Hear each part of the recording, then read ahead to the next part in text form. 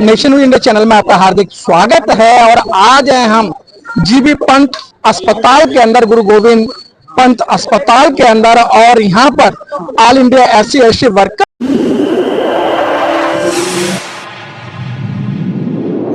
इस news channel पर जो भी वक्ता ने कहा वो उसकी अपनी राय है, जिसकी पुष्टि नेशन न्यूज इंडिया नहीं करता। धन्यवाद।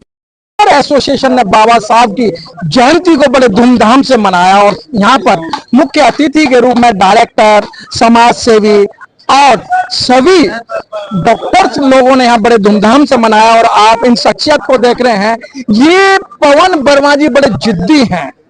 सुबह का वार्तालाप किया जाए तो यहाँ अंबेडकर जयंती मनाने के लिए मना कर दिया गया था, लेकिन सीधा जवाब था कि जी आज में बाबा साहब की जयंती यहीं मनेगी और यहीं भंडारा होगा। तो सर, आज बाबा साहब की जयंती है, बड़े खुश नजर आ रहे हैं। सफेद वेशभूषा में जो दिया है सब बाबा साहब का ही है। तो क्या लगता है सर, आज की जो जयंती आप मना रहे हैं, इससे क्या निष्कर्ष निकलता है?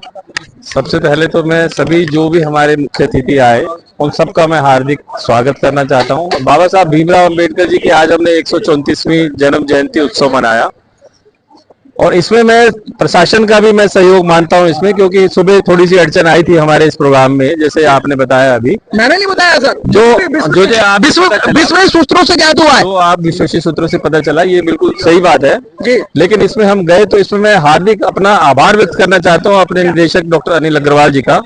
जैसे ही हम गए उन्होंने न केवल हमें आश्वासन दिया कि आप करिए, खुल के करिए और मैं जरूर इसमें भाग लूंगा, बहुत इंपॉर्टेंट मीटिंग थी उनकी, उसके बावजूद उन्होंने यहाँ पे आके बाबा साहब को पुष्प अर्पित किए और उनका हमारे बहुत सहयोग रहा। और यही मैं उनसे निवेदन करता हूं कि जैसे हमने इस बिल्डिंग का नाम डॉक्टर भीमराव अंबेडकर रखने के लिए दिल्ली सरकार को लिखा हुआ है, दिल्ली सरकार के social welfare minister Shri Rajkumar Anand ji ने, राजेंद्र पाल गौतम जी ने भी इसको अनुमोदित करके यहाँ पे भेजा हुआ है।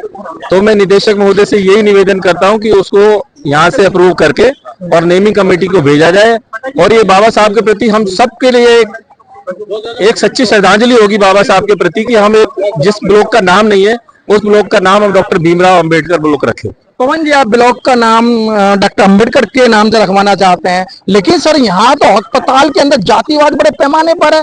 जिन लोगों को, जिन कर्मचारियों की प्रमोशन की गई थी, लेकिन अभी तक उनको वो एक लेटर नहीं दिया गया है, लेकिन वो एक मौखिक ही उनकी प्रमोशन दी गई थी।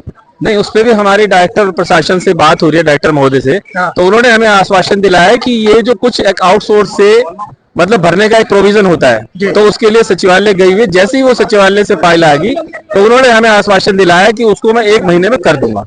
और ये भी हम मानते हैं कि डायरेक्टर साहब का हम जो अनुसूचित जाति समाज के प्रति एक संवेदना है उनको कि वो इसको जल्दी से जल्दी करने का प्रयास रखें, लेकिन काम में किसी तरह का विघ्न ना पड़े, इसलिए उन्होंने हमें बोला है कि 1 महीने आप रुक जाओ, 1 महीने बाद मैं इसको कर दूंगा।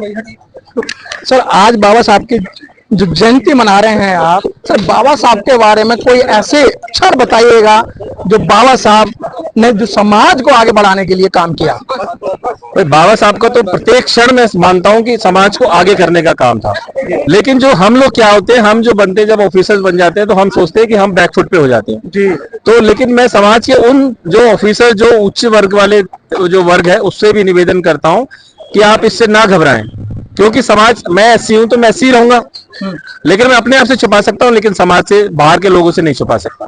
तो मैं उन सब लोगों से निवेदन करता हूं। आज हमारे प्रोग्राम में MMC के बड़े बड़े डॉक्टर आए, स्वास्थ्य मंत्रालय के डिप्टी कमिश्नर आए, तो ये सब लोग आके हमें दिखाते हैं कि भाई बाबा साहब के प्रति आज भी हम लोग एक, अगर चाहें तो हम एकजुट कर सकते हैं उन लोगों को। आज मैं आप लोगों, आपके माध्यम से पूरे समाज को बताना चाहता हूं कि सिर्फ बाबा साहब अनुसूचित जाति वर्ग या OBC या ST वर्ग के नहीं है, वो सबके हैं।